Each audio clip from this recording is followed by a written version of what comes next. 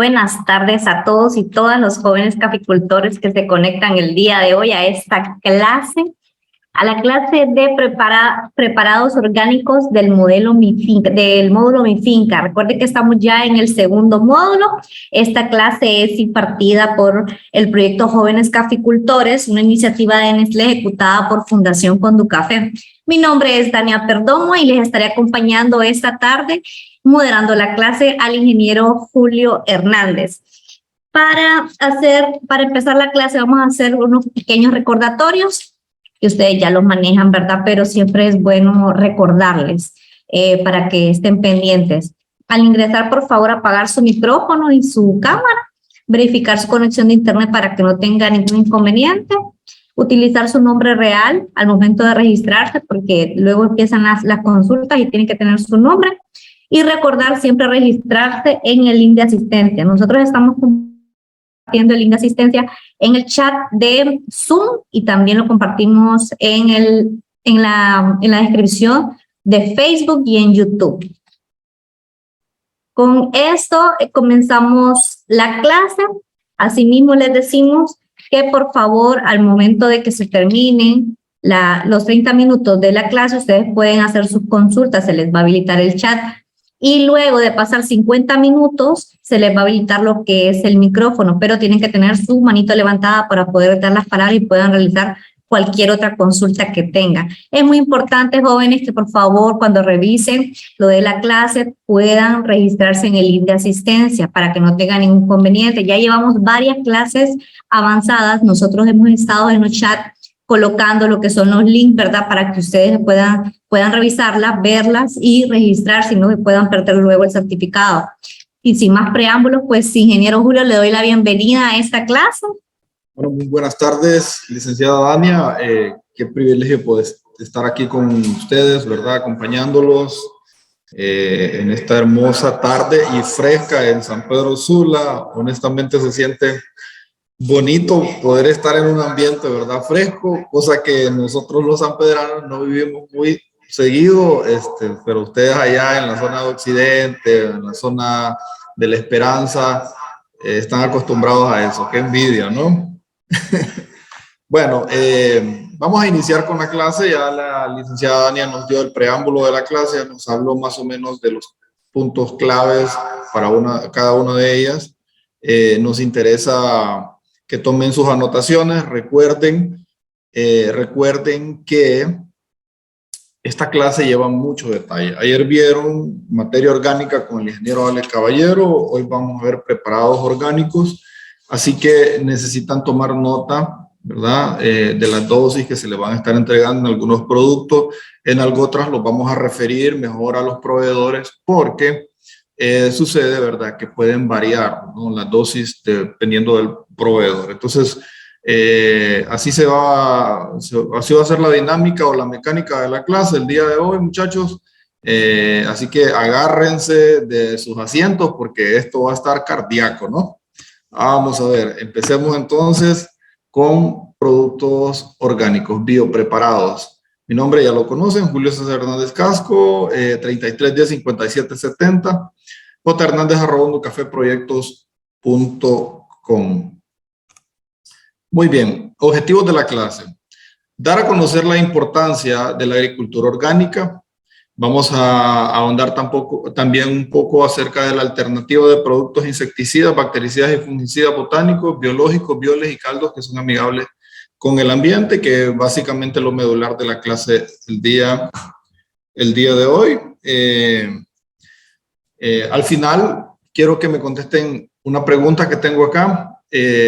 Cuando ya vayamos casi finalizando la clase, que me contesten en el chat qué producto es ese que tenemos en esa imagen y cómo lo utilizarían. Muy bien, podemos ir avanzando.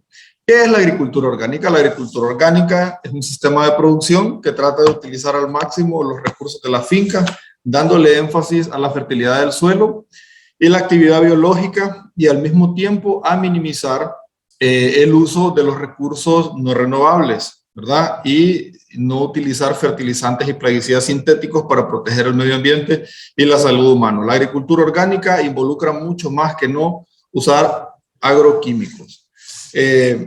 Como ustedes saben, el ingeniero Alex estuvo hablándoles ayer acerca de la parte teórica, ¿verdad?, de la agricultura orgánica, y ustedes escucharon acerca de la Revolución Verde y todo ese proceso en el cual llevó ciertas investigaciones de la Fundación Rockefeller y un grupo de investigadores a hacer mejoramiento genético en plantas, ¿no? Empezaron en trigo y ahora pues tenemos casi todos los cultivos actuales son a base de mejoramiento genético, cruces y retrocruces que se llevaron a cabo. ¿Por qué razón? Porque el tema era que la población humana tenía poco alimento y necesitábamos producir más. Según la FAO, se necesitan unas 2.200 kilocalorías de energía al día y no se cubría. Casi el 40% de las personas en el mundo estaban sin esa cantidad de energía. Con la investigación que se generó, se produjo esa cantidad de energía a tal grado que ahora solo el 10% de la población humana no tiene acceso a esa cantidad de energía al día, y más es allá por el continente africano, temas políticos y otras cuestiones, ¿verdad?, que no tienen mucho que ver con el tema de producción. Ahora, el tema es que esta alta producción que hemos venido arrastrando desde esa época de 1970 aproximadamente, ha conllevado a una alta contaminación. Gracias a eso, hoy en día estamos con el tema del cambio climático, que ustedes ya se conocen muy bien el tema, ya manejan muy bien los daños que han venido generando los gases invernaderos y el efecto colateral que ha tenido esto sobre la mayor parte de cadenas tróficas, ¿verdad? Entonces, hoy vamos a hablar un poquito acerca de los productos que deberían de utilizarse o que son más amigables con el medio ambiente, que tal vez no tienen la efectividad, porque vamos a decirlo de esta manera, tal vez no tienen la efectividad que tiene un producto químico, en el sentido de ser tan erradicante con ciertas plagas o enfermedades, ¿verdad?, que nos afectan a nuestro bolsillo. Porque la verdad, no existen plagas ni existen enfermedades. Nosotros las categorizamos así porque nos afectan en nuestra agricultura. El mundo es una biología completa. Los microorganismos viven en cadenas, unos se comen a otros, pero como nosotros también queremos sobrevivir y queremos incrementar nuestros ingresos, producimos y le llamamos plaga y le llamamos enfermedad a aquel insecto o aquel microorganismo que causa daño a lo que nosotros tenemos. Y para protegernos, entonces aplicamos productos. Ahora, no está mal hacer eso. El tema es qué productos utilizar. Y la clase es respecto a eso. ¿Qué productos yo puedo utilizar que sean más ecológicos o que sean lo que genera un impacto menor al ecosistema para que no tengamos que afectar colateralmente a otros insectos o a otros microorganismos al cual el producto no va direccionado? ¿Sí? Muy bien, el suelo y los abonos orgánicos. Iniciando desde el suelo, la materia orgánica o humus se concentra aproximadamente, déjenme colocar el puntero láser, por favor, en los primeros 50 centímetros, ¿verdad? Lo que llamamos capa arable del suelo. Aquí se concentra la mayor parte de microorganismos, la mayor concentración de materia orgánica está ahí en ese espacio. En los análisis de suelo dicen de que un porcentaje de materia orgánica de un suelo de un 5% es adecuado, ¿verdad? Eso significa que un suelo con 5% de materia orgánica tiene la cantidad de nitrógeno suficiente para alimentar la mayoría de los cultivos y también tiene la cantidad de coloides de origen orgánico, que en este caso es el humus, para hacer una capacidad de intercambio catiónico arriba de 30 milequivalentes por 100 gramos de suelo, que al final es lo que se necesita, ¿verdad?, para mantener activa esa interacción de cationes en el suelo. Acá abajo podemos encontrar el mantillo, ¿verdad? Si vamos bajando a los otros horizontes del suelo, podemos encontrar la capa intermedia, la roca madre y lecho rocoso. Un dato interesante es que la roca madre sufre un proceso de meteorización y un día una piedra se transformó en suelo, y los suelos más degradados son los suelos arcillosos, ¿verdad? Un dato interesante para aquellos que no sabían por qué un suelo era diferente a otro. Lo que pasa es que el suelo está en diferentes estados de meteorización o de degradación. Hay clasificación de suelos. Esperemos que un día podamos ver una clase de clasificación de los suelos, pero no es el tema hoy. La agricultura orgánica o ecológica visualiza el suelo como un organismo vivo rico en vida microbiana y mesofauna. El manejo de los cultivos se hace imitando los ciclos naturales que se dan en los bosques. Uno de estos es el que se produce entre el suelo y las plantas. El suelo aporta nutrientes y otros compuestos a las plantas, y estas luego proporcionan la materia orgánica necesaria para mantener la vida y la fertilidad de la estructura del suelo. Esto genera las condiciones biológicas físicas y de la aireación adecuada para el desarrollo radicular o radical y la nutrición de la planta, y a la vez facilita la germinación de la semilla de las nuevas generaciones. En conclusión, la materia orgánica, muchachos, si lo podemos englobar en un concepto, yo les podría decir que la materia orgánica incrementa la cantidad de microorganismos en el suelo, ¿verdad? Como número uno. También mejora la porosidad del suelo, mejora la infiltración de agua en el suelo, la aireación y la penetración de las raíces. Entonces, el ambiente en el que se desarrolla este ser vivo llamado planta, que dígase de paso, nosotros lo utilizamos para cosechar su fruto o su hoja o su raíz, en el caso de raíces reservantes, como en el caso del camote, o papa, que es un tubérculo, o bulbos como la cebolla. Nosotros nos aprovechamos de ese material, pero las condiciones donde se desarrolla tienen que ser ideales. Si no son las ideales, entonces no se va a desarrollar, y lo que va a suceder es que esa planta va a comenzar a gastar o invertir la energía que está consumiendo, carbohidratos y fertilizantes que nosotros colocamos, en abrir espacio en el suelo, en regular su temperatura, en regular su pH, en estabilizarse, hacer en química se conoce como homeostasis, una homeostasis en su cuerpo. ¿Por qué razón? Porque ella no está preocupada por producir, ella está preocupada por sobrevivir y reproducirse. Nosotros estamos preocupados o interesados en que ella produzca para que nosotros podamos obtener bienes de esa producción que ella está generando. Pero el tema es que en muchos de los casos, no hemos escuchado bien o no hemos aprendido a prepararle el medio para que cuando esa semilla llegue o esa plántula llegue al suelo, pueda desarrollarse. Queremos sembrar un grano de maíz o un grano de frijol en una profundidad con un chuzo de 30 centímetros, ¿verdad? Y la semilla no germina ahí, o se ahogó, o llegó, no sé, un insecto y lo comió. No preparamos el ambiente. El ambiente debe prepararse para que la semilla gaste o invierta lo menos posible, o la plántula, según sea el caso, invierta lo menos posible en desarrollarse y así dé el fruto que nosotros andamos buscando. Y en vez de gastarlo en controlarse, en metabolizarse, en formar una homeostasis para regularse, ya nosotros le hemos preparado las condiciones para que ella se desarrolle. Prácticas básicas: preparación del suelo, tener un riego activo, control de plagas, control de maleza, distanciamiento de siembra, todo lo que hemos venido hablando. Es importante mencionar eso, porque después decimos, ay, que el producto orgánico que yo utilicé no me funcionó, y no fue el producto orgánico. Quizás usted no hizo un manejo integrado de la plaga y usted tenía una roya al 10, al 15%, porque no hizo un muestreo, pero tenía un porcentaje de roya altísimo y quiso aplicar un producto que ya no le iba a funcionar.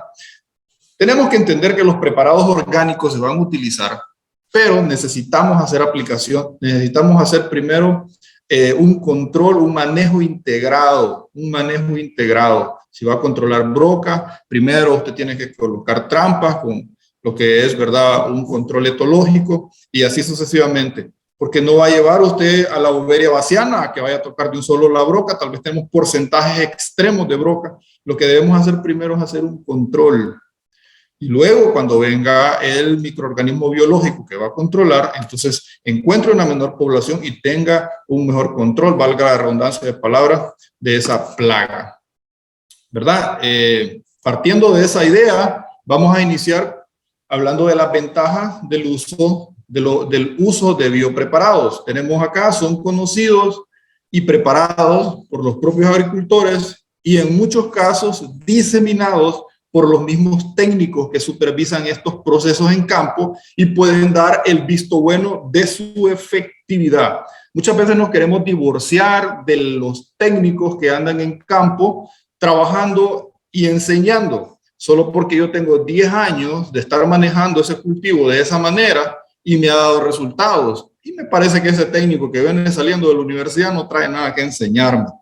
Y entonces, discúlpenme la frase, pero satanizamos el conocimiento solamente porque viene de una universidad. Necesitamos aprender a unificar conceptos para que la agricultura orgánica tenga un mayor auge. Carecen mucho de investigación científica y por eso muchas veces hay gente que no la predica o no habla de la agricultura orgánica por falta de datos. Y hay datos, pero el problema es que mucha gente no los saca a la luz, hace sus desarrollos técnicos, pero ¿dónde está la dosis a aplicar? ¿Dónde está el área a aplicar? ¿En qué ambiente? ¿Dónde estuvo la prueba? ¿Dónde está el diseño experimental? Eso necesitamos. Número 2, se basa en el uso de recursos que generalmente se encuentran disponibles en las comunidades, contribuyendo en una alternativa de bajo costo para el control de plagas y enfermedades, por supuesto. La idea es que no invierta más, sino que con lo poco que usted tiene, usted pueda generar productos que le disminuyan el uso indiscriminado de productos químicos y usted pueda controlar la misma enfermedad o la misma plaga que podría controlar con un neonicotinoide, con un organofosforado o con un carbamato.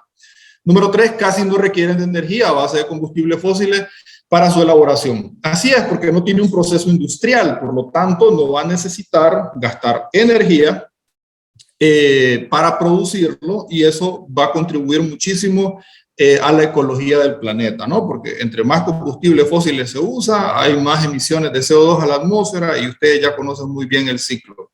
Suponen un menor riesgo de contaminación al ambiente ya que se fabrican con sustancias biodegradables y de baja nula toxicidad. La mayor parte de ellos son productos botánicos, ¿verdad? Extraídos de la misma naturaleza, o son productos biológicos que también están dentro del ciclo de la naturaleza, o son productos de rocas minerales, ¿no? Que son utilizados, son procesados y son llevados al suelo. Entonces se mantiene dentro de ese ciclo orgánico. Algunos productos no son meramente orgánicos, sino son conocidos también como productos nada más naturales, porque no engloban dentro de la parte de certificación orgánica. Sí, para que un producto sea considerado orgánico no tendría que estar trastocado por ningún agroquímico. La vez pasada el ingeniero Rubio nos hacía el comentario en una clase de suelos para los que estuvieron acá de la gente que utiliza polinasa o gallinaza, ¿no? Que polinasa es porque es estiércol de pollo y gallinaza es porque es estiércol de gallina, aves ponedora y aves de engorde.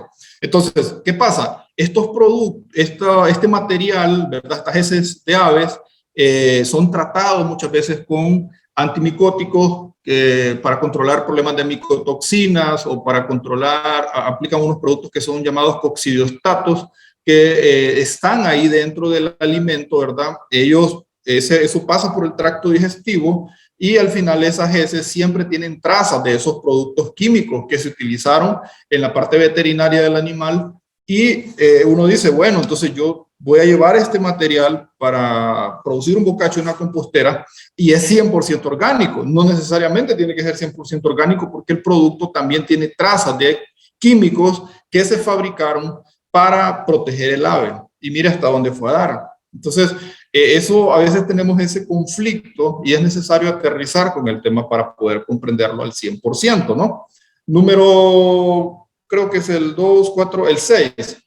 Su rápida degradación puede ser favorable, pues disminuye el riesgo de residuos en los alimentos, incluso algunos pueden ser utilizados poco tiempo antes de la cosecha. Claro que sí, los días a cosecha es menor, eso depende de la residualidad. Yo les comentaba el otro día sobre algunos productos como por ejemplo los triazoles, en el caso del tebuconazol, ¿verdad? Y el difeconazol, que son productos muy pesados, tienen un peso molecular altísimo, entonces son muy residuales, se mantienen bastante tiempo en el alimento y cuando van a hacer análisis de laboratorio aparecen con trazas altísimas. Entonces son productos bastante residuales. Los productos orgánicos son, los biopreparados normalmente tienen esa ventaja, que no son tan residuales. Aquí abajito hay una imagen, no se logra ver bien, pero es el mentado apiche, que ahí lo van a ver más adelante, un productazo que se hace a base de chile y de algo otros, de cebolla y otros productos que son muy buenos controladores. Varios actúan rápidamente inhibiendo la alimentación de insectos, aunque a la larga no causen la muerte del mismo, ¿verdad? Y por último, debido a su acción estomacal y rápido degradación, pueden ser más selectivos con insectos, plagas, menos agresivos en los enemigos naturales, desarrollan resistencia más lentamente que los insecticidas sintéticos. Les voy a poner un ejemplo. Tenemos el Metarrhizium. Metarrhizium es un tipo de hongo que llega al objetivo, que en este caso podría ser la broca, ¿verdad? Podría ser una larva. Metarrhizium llega, destruye esa larva o esa plaga que le está causando un daño, pero no afecta a algunos insectos benéficos, por ejemplo, como las abejas, ¿sí? Imagínense, qué interesante, ¿verdad? O sea, él no identifica como alimento a las abejas, pero sí identifica como alimento a una plaga que a usted le afecta. Y esta es una de las ventajas. Todavía no se logra entender por qué, pero la mayor parte de controladores biológicos no tienen un efecto colateral sobre insectos benéficos, ¿verdad? Entonces, esa es una de las razones también por qué se liberan, porque se sabe que no van a ir a destruir. Lo que andamos buscando es mantener un equilibrio y poder generar un poco de ingresos al controlar una plaga de forma ecológica. Bien, clasificación de los biopreparados. Pueden clasificarse atendiendo a diversos criterios, siendo los más comunes bioestimulantes o bioenraizadores están dentro de estos. Los bioenraizadores, hay algunos que son de síntesis sintética, o sea, son de origen químico, ¿verdad?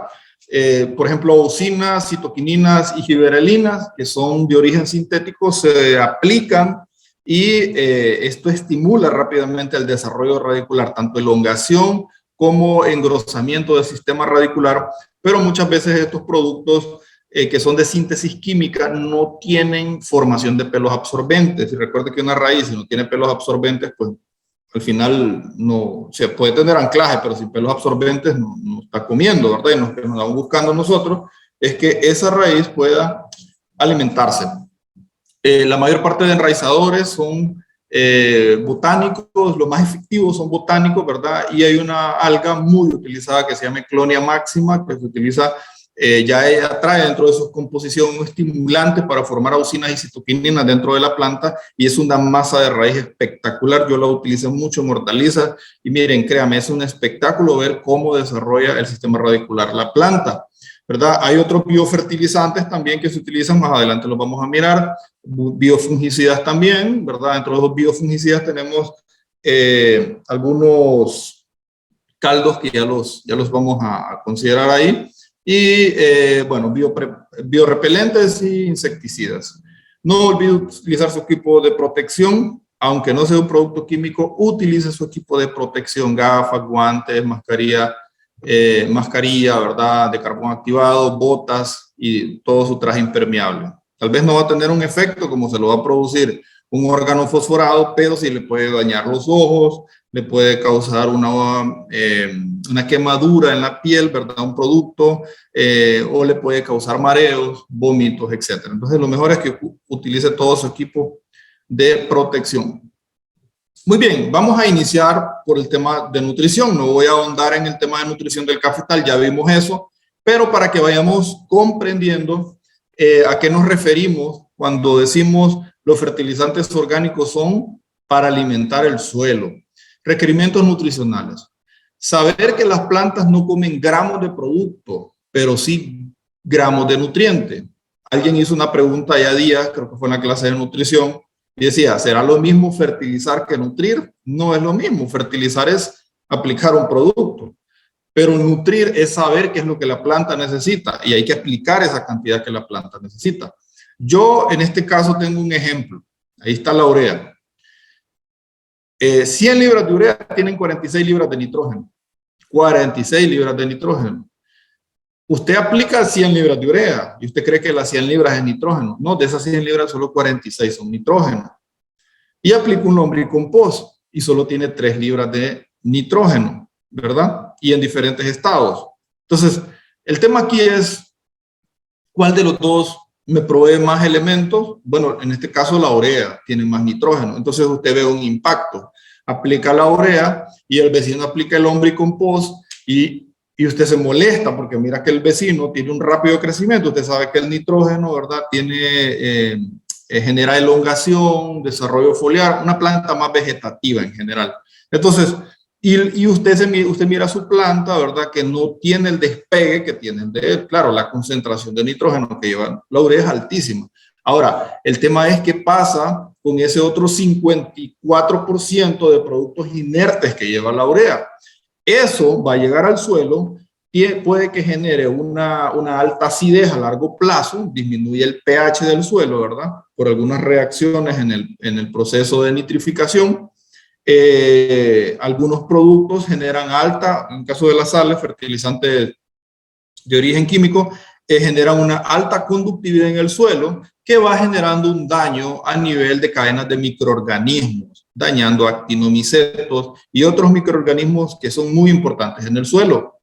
Ahora bien, el lombricompost hace todo lo contrario, tal vez no lleva la cantidad de nitrógeno que lleva la urea, pero le va a generar a usted un equilibrio a nivel de microorganismos, le va a generar a usted una mejor permeabilidad del suelo, mayor retención de elementos, una mayor capacidad de intercambio catiónico y un sinfín de beneficios para el suelo. No sé si lo logra notar, no estoy hablando de beneficios directos para la planta, estoy hablando de beneficios directos para el suelo, mientras que el urea habla de un beneficio directo para la planta, pero no necesariamente un beneficio directo para el suelo. Si yo tengo un beneficio para el suelo, a largo plazo esa planta va a también recibir ese beneficio. Y esa es la gran diferencia y la gran discordia. Hay gente que quiere ver la producción elevada en un segundo, pero sin tomar en cuenta el daño que se está causando a largo plazo. Mientras que los abonos orgánicos tienen ese factor benéfico que va a mantener un ambiente que a largo plazo le va a generar mejores resultados. Espero que se haya podido entender, ¿verdad?, la explicación, porque esto es básico en agricultura orgánica. No se desespere. Vamos a ver. Acá tenemos dos plantas. En una tenemos coloides, que son de origen, puede ser de origen orgánico como el humo. Vamos a poner el ejemplo porque de eso es lo que estamos hablando. Miramos aquí un coloide. Y ustedes pueden observar, tiene 2, 4, 6 elementos retenidos, ¿verdad? Cada uno, ¿sí? Pero la pérdida de nutrientes es altísima. Se lixivian porque no pueden ser atrapados por esos coloides de carga negativa. Al poner materia orgánica se generan estos coloides y los detienen. Pero acá tenemos una planta de café también que tiene coloides, pero tiene mayor cantidad de coloides, o sea, mayor cantidad de cargas negativas, ¿verdad? Reteniendo elementos. Y entonces la pérdida, ¿cuánto es? Es menor. Es decir, si yo tengo mayor cantidad de materia orgánica y yo aplico fertilizante, yo voy a aumentar la capacidad de la planta para comer de esos nutrientes que yo le estoy aplicando, o estoy asegurando que ese fertilizante realmente va a llegar a la raíz debido a que se va a perder menos. Y usted puede observar el sistema radicular acá, mucho más deficiente que este sistema radicular. Muy bien. Hablando de formación de materia orgánica, ¿cómo es el proceso? Usted dirá, bueno, pero ya me explicó todo el tema de nutrición, pero ¿y cómo llega eso ahí? ¿Cuánto tiempo? ¿Cómo está la onda ahí con el bocache y la compostera? Formación de materia orgánica.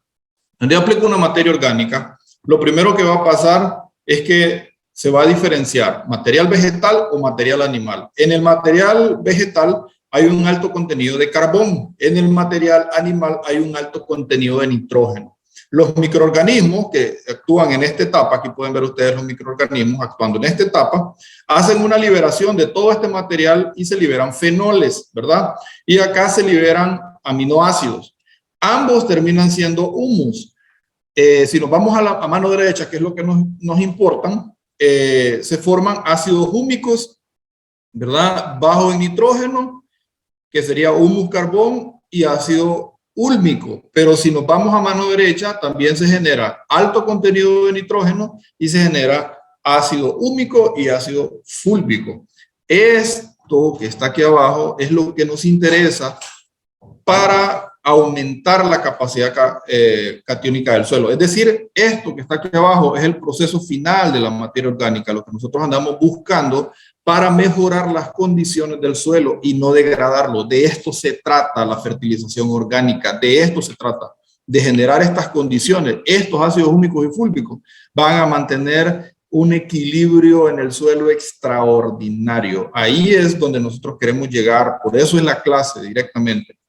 Muy bien, abonos orgánicos tipo bocache, fundamento. El abono orgánico tipo bocache es una excelente alternativa para la fertilización orgánica por su fácil elaboración y aporte de microorganismos al suelo. Contribuyen así a recuperar la microfauna benéfica para el aprovechamiento de la materia orgánica. Además aportan nutrientes menores como zinc, como molibdeno, como manganeso y como cobre en cantidades balanceadas y disponibles para la planta. ¿De qué va a depender los microelementos que se apliquen? Va a depender de las fuentes que nosotros estemos utilizando. Aquí tenemos una imagen de cómo se elaboran. Por favor, si tienen su celular a mano, tomen una captura de pantalla o tomen una fotografía. Cantidades necesarias para elaboración de abono orgánico tipo bocache. Materiales: 2 sacos de 220 libras de tierra tomada de los primeros 10 centímetros de la superficie del suelo y debe llevar la hojarasca presente. Un saco de semolina, 2 onzas de levadura, un saco de carbón vegetal, un saco de granza de arroz y un saco de gallina o estiércol, 2 litros de melaza. No estoy diciendo que esta sea la única receta. Ustedes pueden aplicar más productos ahí, ¿verdad? Y de ahí ustedes pueden sacar una N cantidad de sacos de abono tipo bocache. Equipo: ocupamos una pala ancha, machete para probar temperatura, 5 costales y termómetro. El termómetro es opcional porque el machete se utilizaría para ver la temperatura.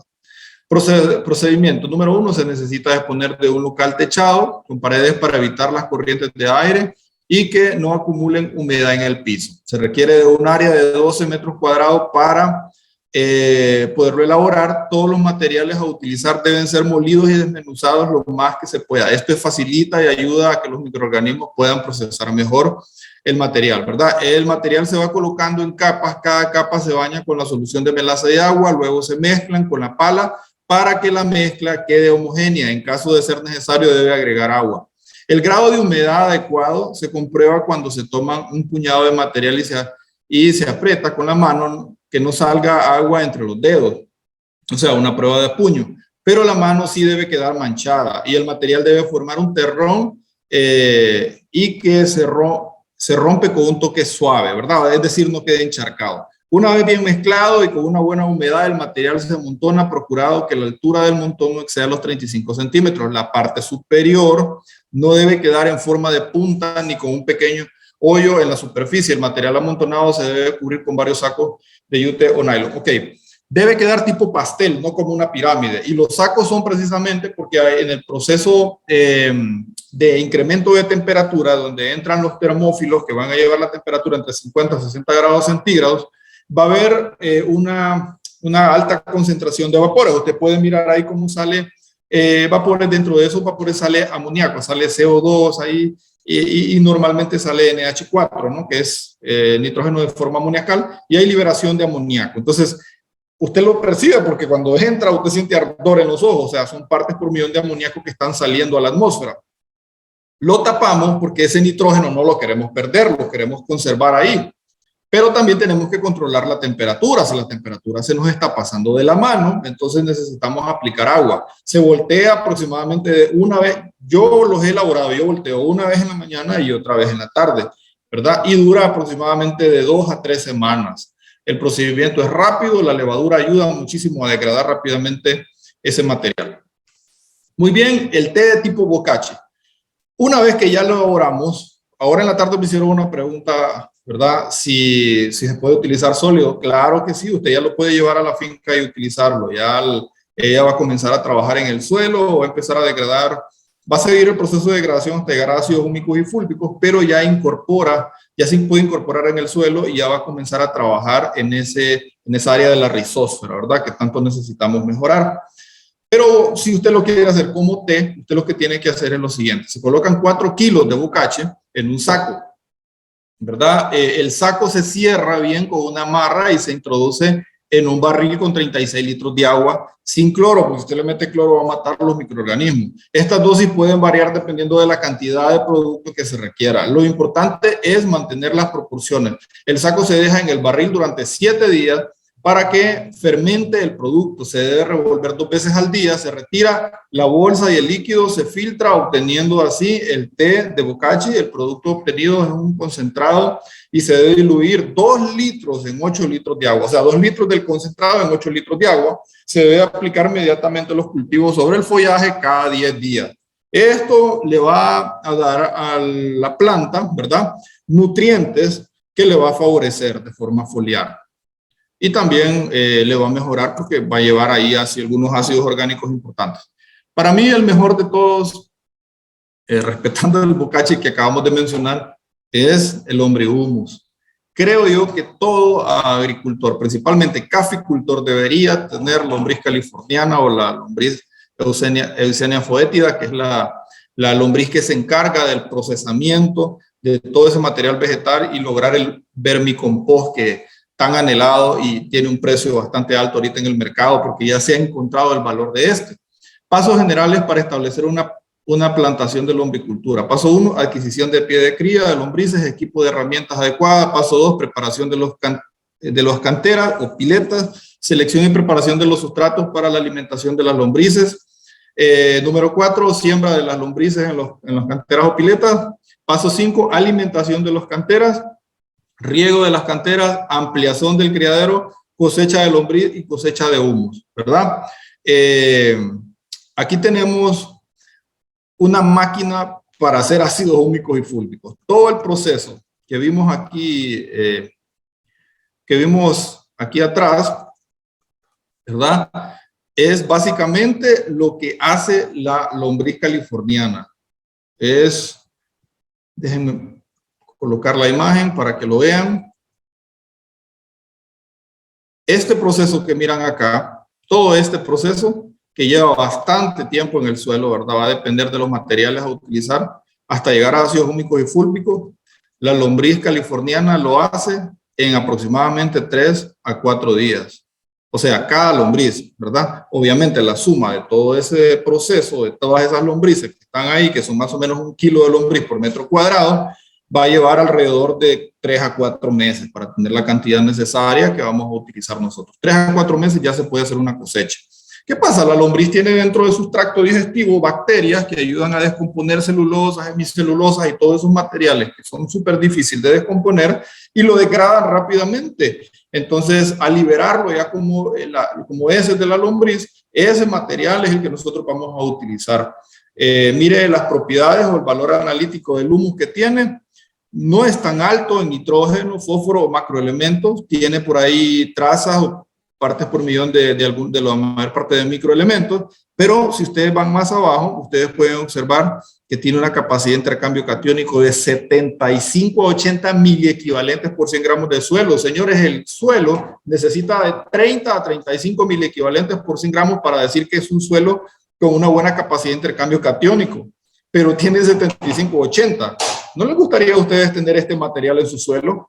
Conductividad eléctrica hasta 3 milisiemens por centímetro, retención de humedad de 1500 a 2000 cc por kilogramo de suelo seco, superficie específica, y bueno, aquí está la mayor parte de condiciones que nos provee en ese valor analítico del humus de lombriz. Necesitamos implementar este material. ¿Cómo se debe realizar? Bueno, aquí están los pasos, ¿verdad? Se cosecha más o menos a los 4 meses. Hay algunos detalles también que podemos considerar, como las condiciones ideales, temperatura de 15 a 24 grados centígrados, lo más cercano a 19 grados centígrados, que es la temperatura corporal de ella. Y a temperatura por debajo de 15 reduce la producción porque consume la energía regulando su temperatura. Si nosotros no le damos el ambiente, ella va a tratar de regularse, porque no se preocupa tanto por usted como por ella. El pH que debe mantenerse es de 6.5 a 7.5 y más o menos la relación de 1 kilo de lombriz por metro cuadrado. Muy bien. Comparativas entre agricultura química y agricultura orgánica, ustedes ya lo manejan, ¿verdad? Sin embargo, quisiera mencionar al menos 3 de ellas acá. Agricultura química usa tóxicos que contaminan el ambiente. La agricultura sana o agroecológica usan elementos que no contaminan porque se descomponen y vuelven a la tierra. Las plagas y enfermedades se hacen resistentes a estos productos, generan dependencia a su uso, agricultura química. Esto sucede por el poder erradicante que tienen los productos químicos, o sea, destruyen completamente la plaga, y algunos de ellos lo que hacen es que cuando no se hace una buena aplicación, ¿verdad? La dosis correcta, lo que hacemos es que se golpea la plaga, y la plaga, algunas mueren, pero otras sobreviven, y entonces comienza a generar una evolución. Y esa evolución interna lo que repercute es que cuando volvamos a aplicar el producto ya se volvió resistente, o sea, ya se volvió resistente a esa dosis que usted aplicó. Entonces usted necesita una dosis más alta. Les voy a poner un ejemplo. Hay un producto que se llama abamectina. La abamectina se utiliza muchísimo para el control de ácaros. Hay zonas, yo he visitado algunas zonas que ya utilizan, mire, se necesita aproximadamente 0.7 cc de abamectina por litro de agua, y hay zonas que se está utilizando ya 12 cc de abamectina, o sea, pasaron casi de la mitad de un cc a 12 cc para poder controlar el ácaro. ¿Qué sucedió? Se comenzó a utilizar una dosis demasiado baja, quizás menos de 0.7 cc, y entonces la plaga cogió resistencia, y después tuvieron que aplicar más producto, y así sucesivamente la plaga se volvió resistente, y otra cosa, no rotaron producto, y eso agravó la situación. Esto no pasa con la agricultura orgánica. Normalmente las plagas no generan resistencia, ¿sí? Usa productos que generan mayor costo económico en la producción. La agricultura química y la agricultura orgánica usa insumos de muy bajo costo, ya que las materias primas se encuentran en el campo normalmente. Vamos a ver el tema del caldo bordelés. Yo sé que la mayor parte de ustedes lo han probado y han comprobado que el oxicloruro de cobre tiene un efecto extraordinario. O sea, es una solución cuyos ingredientes son sulfato de cobre y cal hidratada y agua. Es utilizada desde tiempos antiguos para curar enfermedades de las plantas, ya que actúa como un excelente fungicida, acaricida, fungicida y bactericida. ¿Cómo se prepara el caldo bordelés? Bueno, ingredientes. Para preparar 1 litro, se utilizan 10 gramos de sulfato de cobre, 10 gramos de hidróxido de calcio, cal apagada, ¿verdad? 2 recipientes de plástico de 1.5 litros cada uno. Y preparación. Número 1, dividir el agua en 2 partes en los recipientes de plástico. En un recipiente se disuelve el sulfato de cobre. Esto sin calentar el agua, no es agua hirviendo, es agua al tiempo. Sulfato de cobre, y en el otro se coloca la cal. Número 3, se vierte la mezcla de la cal sobre el sulfato de cobre. Es muy importante que sea en este orden porque si no va a tener una reacción química, va a liberar gases y no queremos eso. Entonces se vierte la mezcla de la cal sobre el sulfato de cobre, ¿sí? El pH debe ser de 6 a 7. ¿Cómo yo compruebo que el pH sea así? Bueno, puedo utilizar un pHímetro o puedo utilizar un machete e introducirlo. Si sale con óxido, entonces todavía ocupa más cal. Aplicamos más cal y mejoramos el pH. Tiene que ser un pH casi neutro. Debe usarse todas las mezclas que se prepara y no guardar por más de 24 horas. Y me dirá usted, ¿cuál es la dosis? Bueno, la cantidad que estamos, la mezcla que estamos elaborando aquí, así se debe colocar. Si usted hizo 20 litros, esos 20 litros se deben aplicar, ¿verdad? Vamos a ver ahora el otro que es el caldo sulfocálcico. La mayor parte de ustedes ya lo han hecho, creo que este es el más usado, ¿verdad? Pasos para elaboración de este caldo, cantidad para elaborar 20 litros, pesar el azufre y la cal, 2 libras de cada uno. Número 2, ventajas, dice, es un producto de bajo costo, permisible en agricultura orgánica. Limitantes, no utilizarlo en agricultura con leguminosas en la floración, no se recomienda el uso de curbitáceas ya que causa envejecimiento prematuro en la planta. Muy bien. Se utiliza en un recipiente 20 litros de agua, se colocan a hervir, ¿verdad? Vamos a colocar el azufre dentro de esa agua y una vez que ya está hirviendo y que se disuelve bien el azufre, vamos a vertir la cal. Y se tiene que estar removiendo. No vaya a dejar de estarlo moviendo, tiene que estarlo removiendo siempre para que el azufre y la cal puedan generar una reacción de unificación. Una vez que ya tenga 1 hora de estar en ese proceso, usted va a ver que se va a tornar un color como ladrillo. Ya eso indica que ya está listo. Usted lo baja, pone a enfriar, el siguiente día usted lo puede utilizar. La dosis, 1 litro por bomba. ¿Qué le controla el caldo sulfocálcico y el caldo bordelés? Prácticamente le vienen controlando el mismo número de plagas y el mismo número de enfermedades. En el caso del caldo sulfocálcico es muy bueno para ácaros, muy bueno para trips, ¿verdad? Controla muy bien algunos mildios. También por ahí dicen que la antracnosis tiene un muy buen efecto sobre la antracnosis, pero el caldo bordelés tiene un efecto espectacular sobre la antracnosis. Recuerden que son productos de contacto. Son productos de contacto no sistémicos. No es que usted va a ir a querer controlar una finca que tiene 15% de infestación de antracnosis con un caldo bordelés o con un caldo sulfocálcico, porque en realidad ya la plaga está dentro del sistema de la planta y necesitamos aplicar un producto que sea sistémico. Entonces, ¿qué pasa? Nosotros tenemos que hacer un manejo integrado de plaga, ¿verdad? Para bajar un poquito la incidencia de la población, eliminar todas ese tipo de ramas que están dañadas, todos esos inóculos y aplicar el producto para ir mitigando. Esto es un manejo integrado de plagas. Necesitamos tener eso bien claro para no tener que ir a querer ir a controlar una plaga o una enfermedad con estos productos, porque no es así. Necesitamos mantener un control previo para después hacer las dichas aplicaciones. En el caso del cali y del azufre, lo que pasa es que forma algo que se llama polisulfuro de calcio, que eso termina dañando pues el sistema de las plagas y afecta el hongo también. En el caso del ácaro, inhibe su reproducción y su alimentación. Y en el caso de algunos hongos como antracnosis, termina destruyendo su tubo germinativo y termina dañando por ahí la mayor parte de esporas que generan. Muy bien, vamos a ver sobre el caldo de ceniza. Podemos hablar acá de 1 kilo de ceniza, una olla, 4 litros de agua, una barra de jabón y una fumigadora. Usted pone a calentar el agua, aplica la ceniza, aplica el jabón, ¿verdad? Y una vez que esto ya esté hirviendo, usted lo puede utilizar. La relación de 2 a 4 litros en 20 litros de agua. ¿Para qué? Para insectos de cuerpo blando, mosca blanca, paratriosa, bueno, ¿cuántos? Gusanos, ¿verdad? También algunas larvas que se colocan ahí sobre sus huertos en la casa, y para Plutela en repollo también tiene un efecto.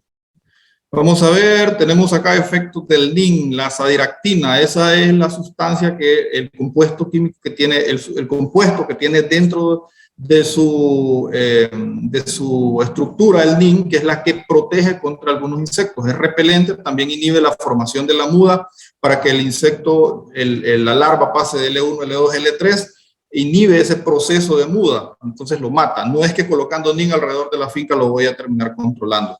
Extracto de NIM, una cucharada de aceite de NIM, usted la puede elaborar, media cucharada con un detergente líquido, a ser posible, ecológico o biodegradable para evitar daños a la planta, 1 litro de agua tibia, preparación, una mezcla de agua tibia con el jabón, añade el aceite esencial de NIM poco a poco mientras vas removiendo bien hasta que queden bien diluidos y vean una mezcla homogénea. Número 3, coloca la mezcla en un bote tipo spray, pulverizador o rocío y ya está listo para su uso. Recomendaciones: que hagas la cantidad que vayas a usar en una sola vez, que si lo guardas sean en una zona en la que no le dé la luz directa y lo agites antes de usarlo cada vez. Esto es fulminante para insectos de cuerpo blando. Algunas otras opciones botánicas: infusión de ajo, infusión de cebolla, infusión de ruda, infusión de apichi. Todos estos productos que tienen acá tienen ciertas propiedades. En el caso de la infusión de apichi, que tiene chile, esto tiene el chile tiene un compuesto llamado capsaicina, ¿verdad? Que la capsaicina es letal para mosca blanca y para la mayor parte de insectos de cuerpo blando que se encuentran en el patio de la casa y también los pueden utilizar ustedes en su finca.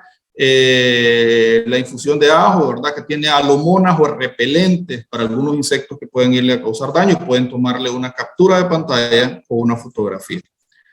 Muy bien, altas poblaciones de microorganismos favorecen el control biológico. Claro que sí. Vamos a ver, fermentación de microorganismos de montaña. Este producto se elabora fácilmente en la comunidad usando materia prima local. Funciona como inóculo de microflora y fauna balanceada de un ecosistema sano que actúa como fungicida, insecticida y activador biológico en los suelos, cultivos, por lo que fortalece la salud de las plantas y estimula la protección de los cultivos contra plagas y enfermedades. Me imagino que alguno de ustedes ya ha hecho microorganismos de montaña, pero para que lo sepan, aquí miran una colonia de hongos. Bueno, primero se consigue el inóculo, ¿sí? Que es, como quien dice, el pie de cría, la cantidad de microorganismos que vamos a alimentar. Luego vamos a traer semolina o salvado de trigo, ¿verdad? Se va a colocar un quintal de salvado de trigo, unos 3 galones de melaza, y se va a mezclar con medio saco de hojarasca que se traiga o inóculo que se traiga de la finca. Se mezcla todo esto y una vez que ya está listo. ¿Cómo sé yo cuando ya está listo? Porque es como cuando va a ser masa. Usted prueba la masa, si no le chorrea agua, entonces significa que tiene... significa, ¿verdad? O sea, si no le chorrea y si no se le deforma el pichinguito en la mano, entonces significa que está capacidad de campo en el tema del suelo. Así más o menos se hace con este material. Usted lo prueba de esa forma, que se le forme ahí el pichinguito, entonces usted ya sabe que ya está listo.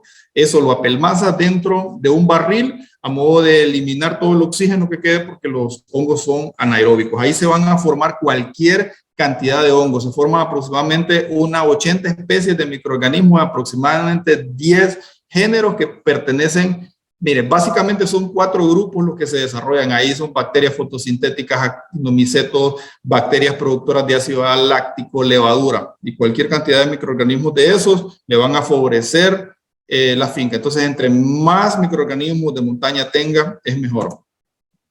Acá tenemos los productos biológicos. Yo sé que la mayor parte de ustedes ya han escuchado hablar de la Beauveria bassiana. Es un hongo entomopatógeno entre los que podemos mencionar. La Beauveria bassiana, está Trichoderma también, bueno, y más o menos voy a mencionar algunos de los que tenemos acá como Metarrhizium.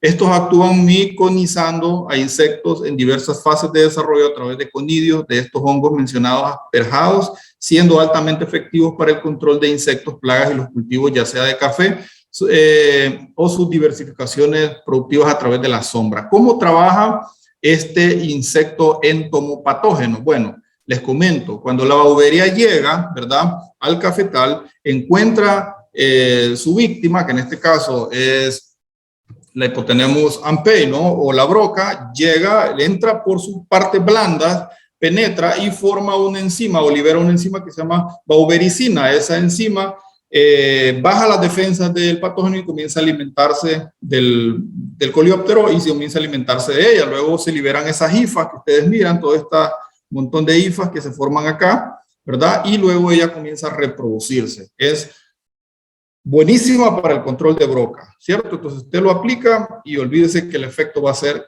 extraordinario. Debe ser en la posición A o posición B, no en posición C. Posición C, recuerde que la broca ya está dentro del grano. Tiene que ser afuera o cuando está entrando, ¿verdad? Ahí es cuando tenemos que hacer ese control específicamente. Tenemos otro hongo por acá, el Heterorhabditis. Este es un nemátodo. Este nemátodo es muy bueno también, es un nemátodo entomopatógeno que parasitiza las larvas de coleóptero. Miren, esto controla tanto gallina ciega, gusano cabezudo, gusano alambre, o sea, cualquier cantidad de plagas que se encuentren en el suelo. Usted lo aplica, es muy agresivo, este se introduce dentro de la gallina ciega, ¿verdad? Libera algunas bacterias que terminan matándola y luego se alimenta de ella. Este producto lo vende también Zamorano, creo que se llama Nemapower, ¿no? Y siempre el ingrediente es Heterorhabditis. Las dosis no se las voy a dar porque recuerden que cada producto también, dependiendo de la casa comercial, así va a ser las dosis que se recomiendan.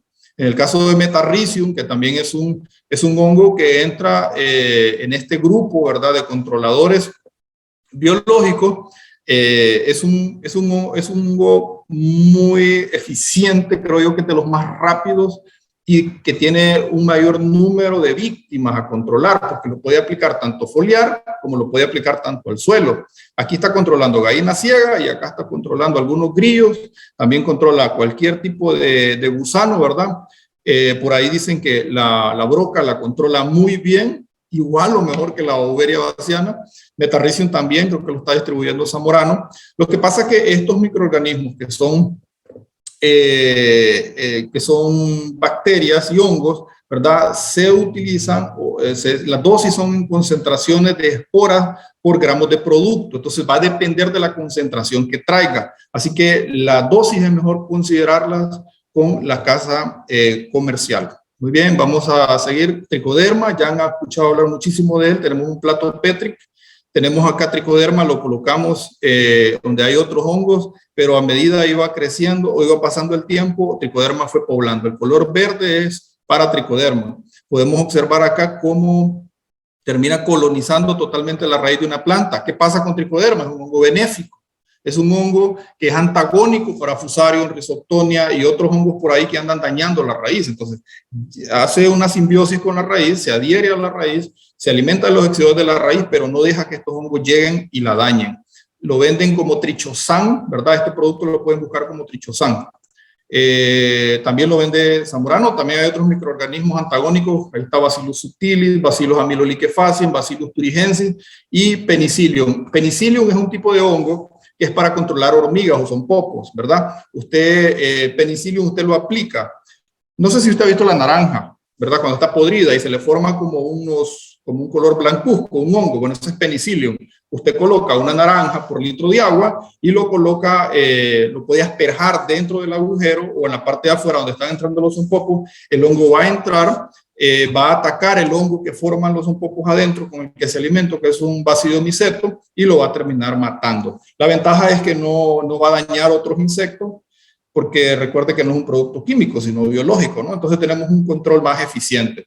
Ahí tenemos algunos como Bacillus thuringiensis, que también es una bacteria extraordinaria. Esta lo que hace es que libera unas endotoxinas dentro del gusano cogollero o de cualquier otro gusano que se encuentre en su cultivo, y esa endotoxina se rompe y libera una prototoxina que termina abriendo los poros de este caso de la larva, ¿verdad? Y eso forma una septicemia dentro de ella. Entonces termina muriendo por otros hongos que lo matan.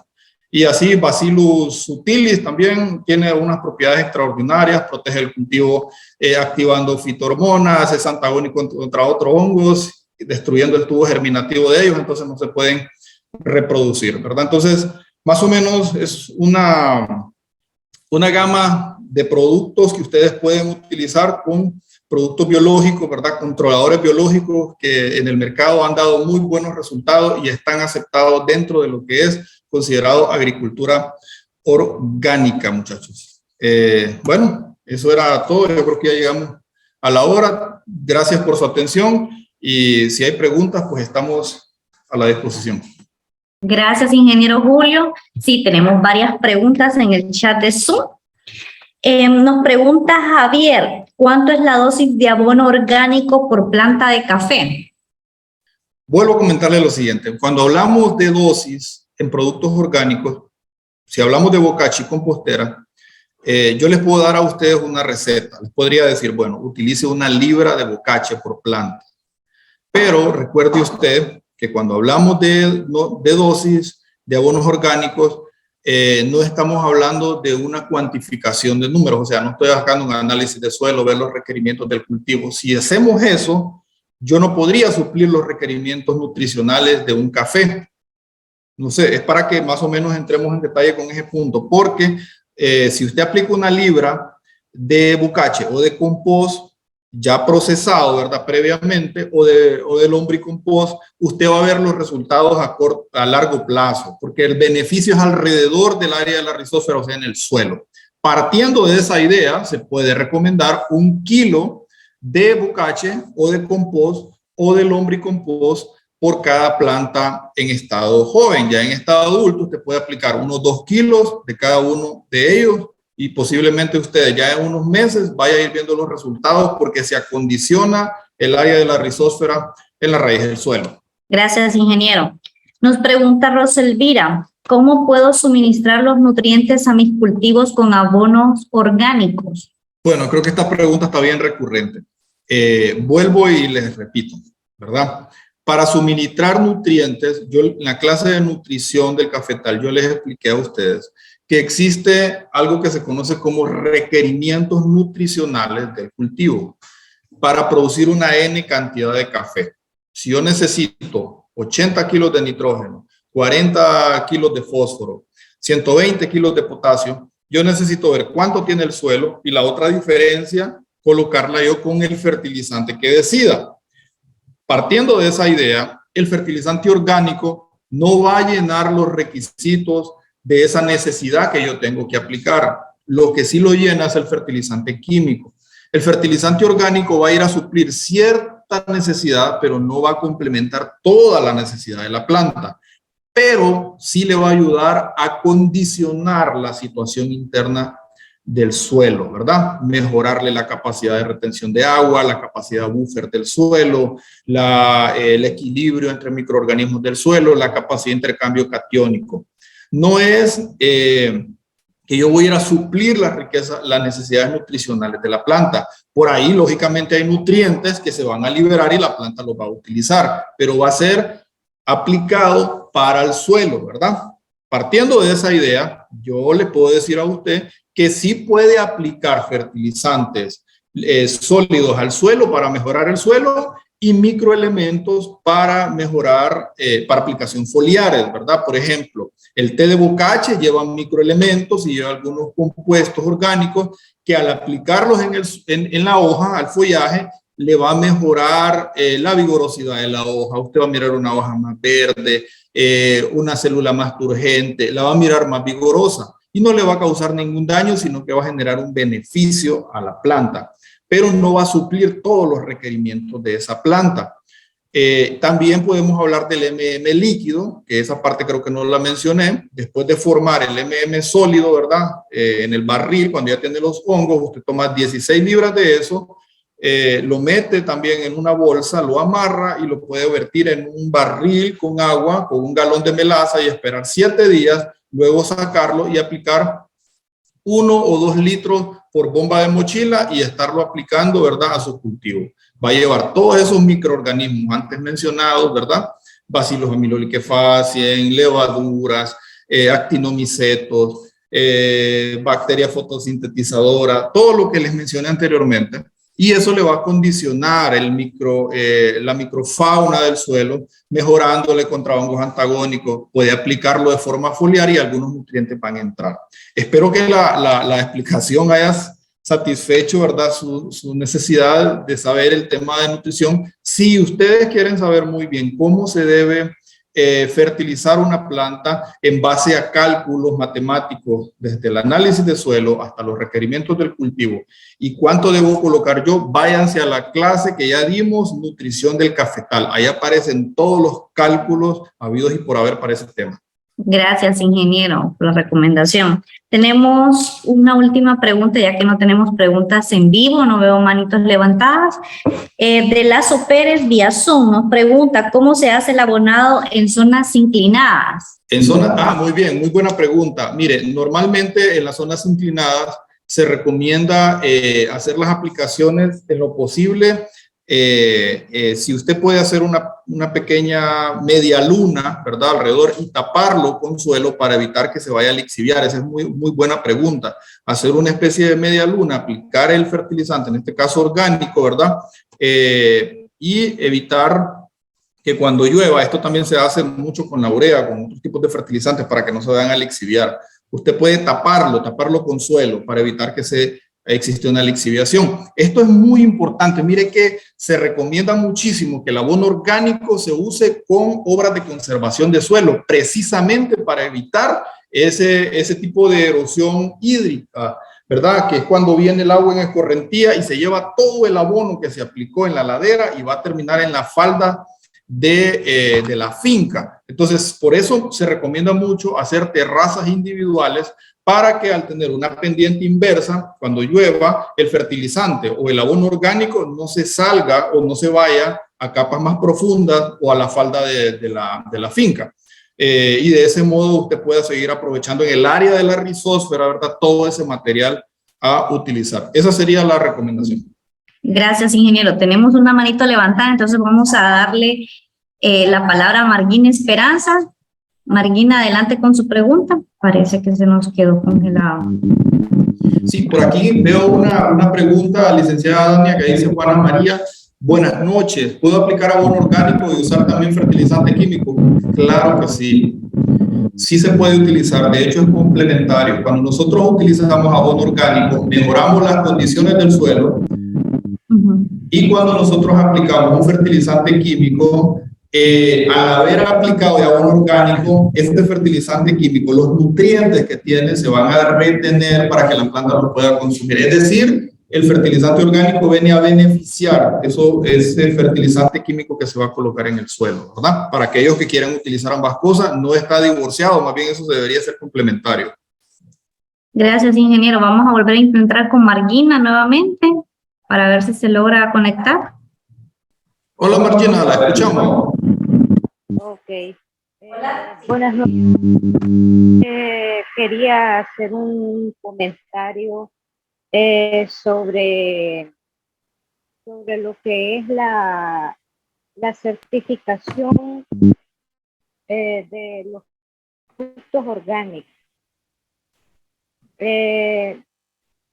¿Cuál sería el proceso que llevarían los pequeños productores para certificar sus productos y cómo adquieren ellos el sello de garantía de que su producción es orgánica y que cumple con todos los requerimientos establecidos de ley que se necesitan tener?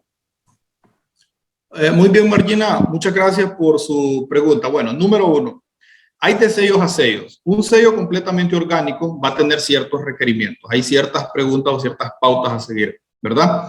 Cada certificado le va a indicar a usted cuáles son las moléculas permisibles que se van a utilizar para poder reunir los requisitos de ese sello. Número dos, si es 100% orgánico y no se va a utilizar producto químico y no se va a utilizar, en este caso, fertilizante químico, también hay requisitos a seguir. Por ejemplo, usted no va a controlar broca con un neonicotinoide. Usted no va a controlar roya con un triazol. Usted puede utilizar productos biológicos, pero no puede utilizar fertilizante químico, no puede utilizar urea, nitrato de amonio, no utilizar ninguna de estas fuentes.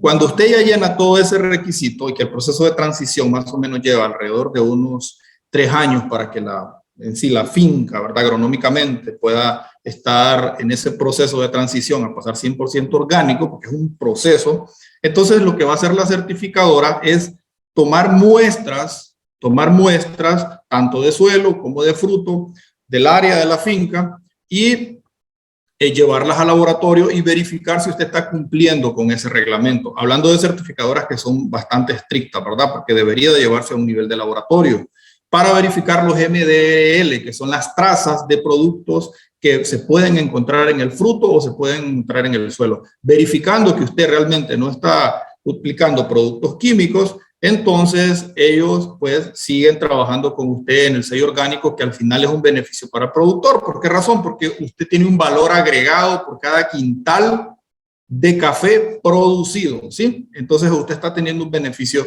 extra. Certificadora, bueno, la que más se me viene a la mente acá ahorita, Rainforest también tiene un sello orgánico, que sería interesante que pudieran buscar información respecto a él. Muchas gracias, ingeniero. Hemos llegado a la culminación de esta clase de preparados orgánicos. Muchísimas gracias a todos los jóvenes que nos estuvieron haciendo consultas.